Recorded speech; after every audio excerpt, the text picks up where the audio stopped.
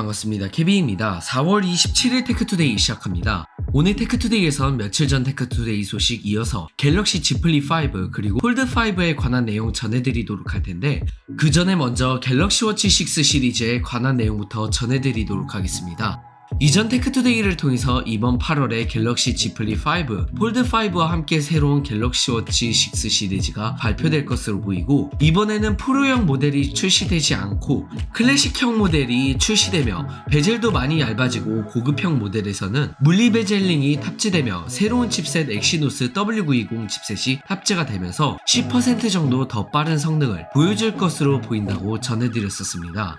그리고 추가적으로 IT율츠가 아이스니버스에 의하면 이번 워치 6 클래식형 모델을 워치 6 클래식이라고 부르지 않고 워치 6 프로라고 언급을 하였는데 해당 모델 같은 경우 물리 베젤링이 탑재된다고 다시 한 번 더 확인하였고 워치 4 클래식처럼 타임스케일 워치 페이스가 대표 워치 페이스 디자인이 될 것이며 전반적인 디자인은 워치 4 클래식과 비슷할 것이라고 합니다.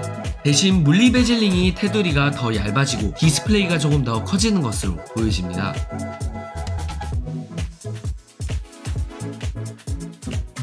이어서 갤럭시 Z 플립 5, 폴드 5에 관한 내용 전해드리도록 할 텐데 계속해서 이번 갤럭시 Z 플립 5 같은 경우 외부 화면의 크기가 커져 파일 모양으로 되어 있는 3.4인치 외부 디스플레이가 탑재되고 커버 디스플레이에선 아이폰 14 프로 라인업에 Always On 디스플레이처럼 배경화면이 은은하게 어두워져서 보여지는 새로운 AOD 방식이 채택될 것이라고 전해드렸었는데 이번 Z 플립 5로 해당되는 모델의 렌더링 이미지가 아이스니버스를 통해 공개가 되면서 아이스니버스는 이번 플립 5 같은 경우 폴더 모양의 커버 디스플레이가 탑재되어 있는 것이 확정되었다고 하며 렌더링을 확인해보시면 내부 화면 베젤도 기존보다 더욱 얇아지고 커버 디스플레이 부분은 플립 4의 디자인에서 반전된 느낌을 보여줍니다.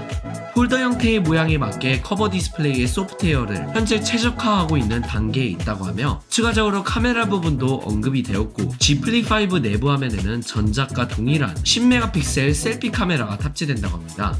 그리고 이번 갤럭시 Z 플립 5와 폴드 5 같은 경우 중국 3시 인증을 통해 최대 25W 고속 유선 충전까지만 지원하는 것이 확인되었습니다.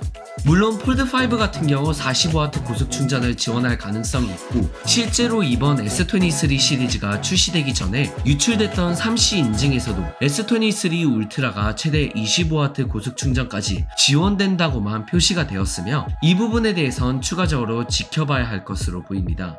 이번 Z 플립 5, 폴드 5 갤럭시 탭 S9 시리즈 그리고 워치 6 시리즈를 발표할 갤럭시 언팩 같은 경우 8월이 아닌 7월 정도에 발표될 것이라고 새롭게 언급되었습니다.